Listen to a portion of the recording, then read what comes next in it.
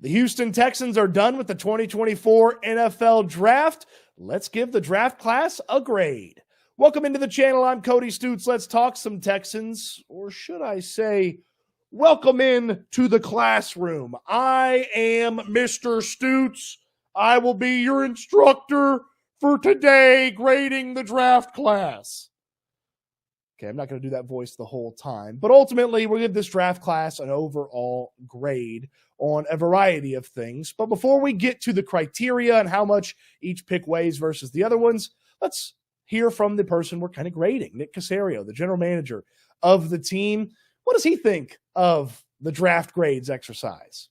For the weekend, we're going to have on Monday, right, or Sunday afternoon, draft grades, right? I mean, it's the most ridiculous concept that I've ever heard of. Like, the players haven't even been in the building yet, and we're making an assessment about their performance. It's the same thing in the off season. I mean, nothing is won in the off season. It's all on paper. It's all chatter. Honestly, it's, fun for you guys, I'm sure, to talk about. It is fun for us, Nick Caserio, and, well, that's why we do it. And ultimately, I'm not guessing exactly how the player is going to play this season. Really, how I grade a draft class is, what did the team need when they were headed into the draft class? What did they have at their disposal? And how did they operate, move around? Did they fill needs? Did they put bodies at positions where they needed players? The Texans did a pretty good job of that overall, and I think you'll see that reflected in the grade. But without further ado, let's get to the draft and find out what this class's grade is going to be. We start with Kamari Lasser, the first of 2 second-round picks that the Texans made. The more I read about Lasser, the more I learn about Lasser and watch some of the stuff that he was able to put together at Georgia. Yes, he's workout slow. He's not always football slow, though, and so I know that the 40 time hurt him a little bit in the draft process, but the football speed, the desire to play, he played in the bowl game for Georgia when he certainly didn't have to, when he knew he was going to the NFL, and just the versatility that he brings to the table, can play well inside, can back up outside until maybe he's ready to challenge or take over that spot opposite Derek Stingley. For Lassiter, I'm going with a solid B on this one. I didn't love all the other cornerbacks at the position. Maybe Kool-Aid McKinstry and trading up for him a little bit is where I would have preferred the Texans to go, but the price for trading up was pretty high. Lassiter is a solid player. He's not one of the best corners. He's not one of the top 5 corners in this class, according to draft prognostication, but he's a really fun and nice player for the Texans and what they're going to bring to the table. And hearing him talk about it and hearing Kirby Smart talk about him, I like this pick a little bit more than when this selection was actually made.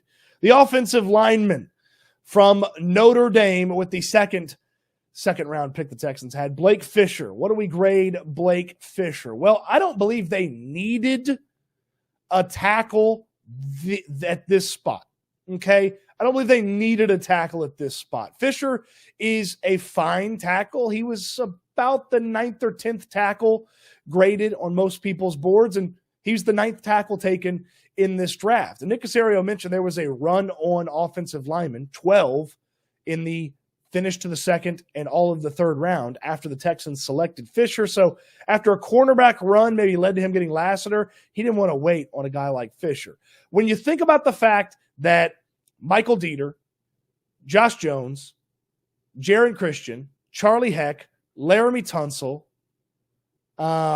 George Fant, and I'm probably missing a name or two, all played tackle for the Texans last year. It's not the worst idea in the world. Are there other positions or other players that I liked a little bit more than Fisher? Certainly. I don't know how much he's going to help you in 2024 if things are going right. And maybe you could say that there's a lot of different players that could have helped you even when things are going right in 2024. I'm going to go C+ for Fisher.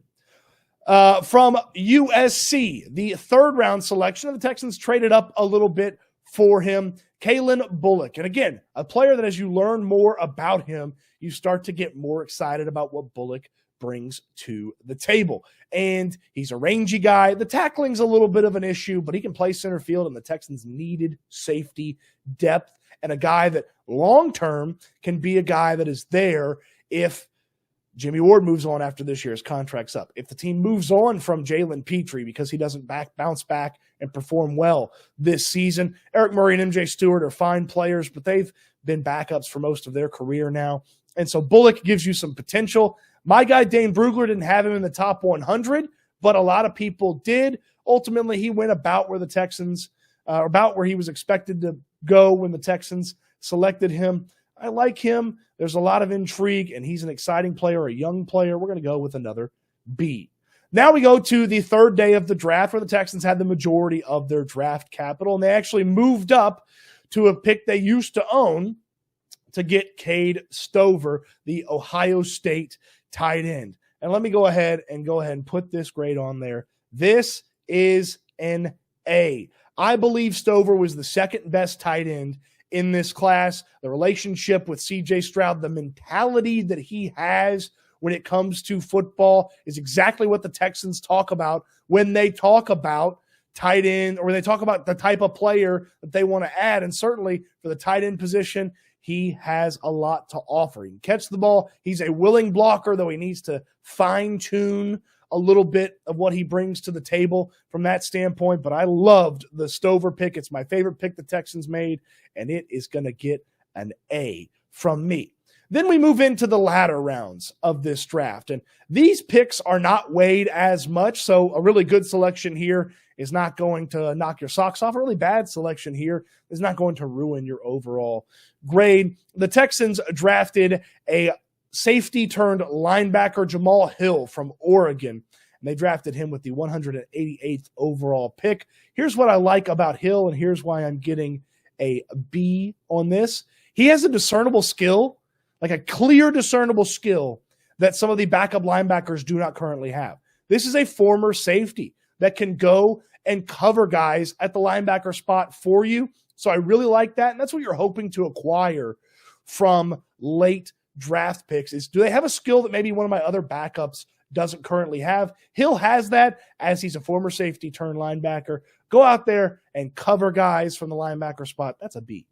The other late round picks all came a little bit later on. This was a move down from the spot that the Texans were in to ultimately end up selecting the starting running back from Louisville, Jawar Jordan. Jaws is what they call him. And reading about Jaws, man, he was a little disrespected in the draft process. His backup, Isaac Garindo, went way before him, mainly because Garindo had a good workout.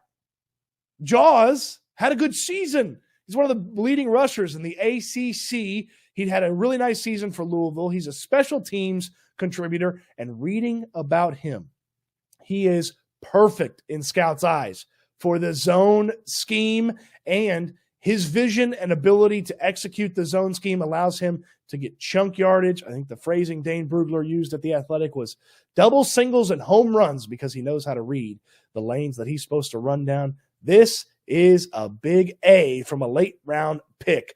I love the Jaws addition. I'm excited to see him get into this offense, and if he can pay off this potential, well, the Texans got a really fun late round running back contributor like the 49ers used to do all the time. Seventh round selections here. Let's go quickly through them. Solomon Byrd, defensive end from USC. Bursty speed off of the edge. He's played a lot of football. There's some experience. He's a grown man. I'm going to give this one a B. Harris, the defensive tackle from Auburn, Marcus Harris. A lot of people thought he was going to be one of the best priority free agents if he went undrafted. He did not go undrafted. Maybe there's a little ding to his game, but the big fella can go out there and take care of some business. We'll go B+ on this one. And then for Henderson, Ladarius Henderson, he played tackle at Michigan. He played guard at Michigan. He's played a lot of football, versatility. It's a tough spot for him to see how he makes the team. Maybe you would have taken a flyer on a wide receiver here instead of a offensive lineman. We'll go C there. So let's plug these into a grade calculator. Kamari Lasser, a B. Fisher, a C+. Ballock, a B. Cade Stover, an A. Hill, a B. Jordan, an A. Byrd, a B. And Henderson, a C. Now, again, I think it's important to understand these are weighted grades. So Lassiter and Fisher are like 23% of the grade. Ballock's 19% of the grade. Stover is 15% of the grade, and everybody else is about 5% of the grade. So let's go in here and add these players in and figure out exactly what the Texans are going to put together from that standpoint. I'll get the generator going. They end up with a B grade overall, a flat out 3.0 with the weightedness of the late round picks and the early round picks, and these mattering more. They end up with a B. But you know what? Professor Stoots is going to give some extra credit for the addition of Stefon Diggs with your draft capital. So this is a B+. The Stefon Diggs move moves this to a B+. I'm considering him part of this draft class. And if you want to get really generous, you could even maybe think about an A-. We'll stick with the B+, but if you wanted to say A-, I wouldn't be critical of that. Professor Stoots with a B+ on the draft class because of the extra credit that is Stefon Diggs. What do you think of the draft grade of the Houston Texans? Drop your grade in the comment section down below and let me know why you graded it that way. Appreciate you watching the video. Check out everything I have going on at Houston football. Still tons of coverage coming your way as the offseason will start to roll as they move into the new phases. You don't want to miss any of that. Enter in for your chance to win a customized Texans jersey. The rules and entry form is in the description down below. Thanks for watching. Hope you enjoyed the video, and I can't wait till we talk Texans again soon.